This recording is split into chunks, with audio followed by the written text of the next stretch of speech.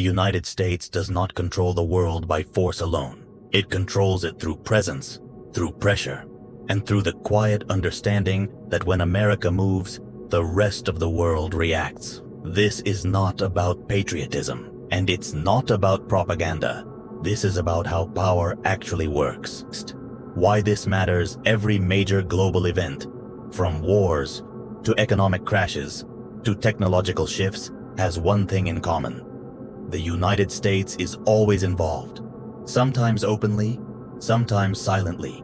And that raises a critical question. Why is the United States still the most powerful country on Earth?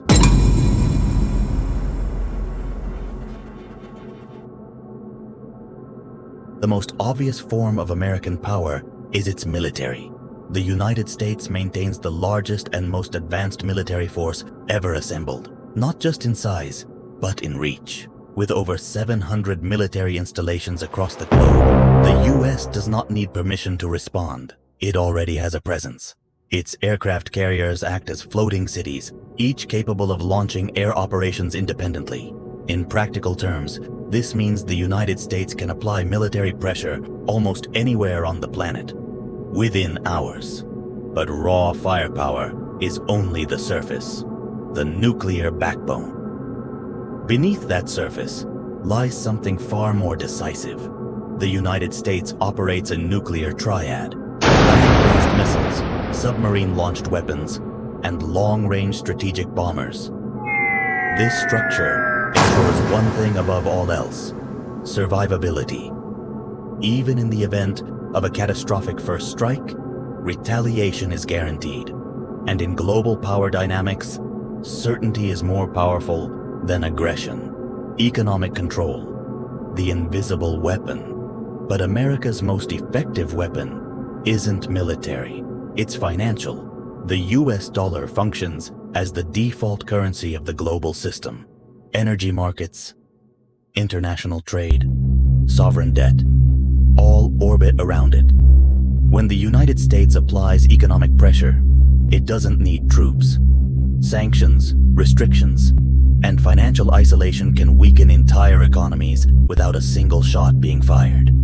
This is power that doesn't look dramatic, but reshapes nations quietly. Intelligence and alliances.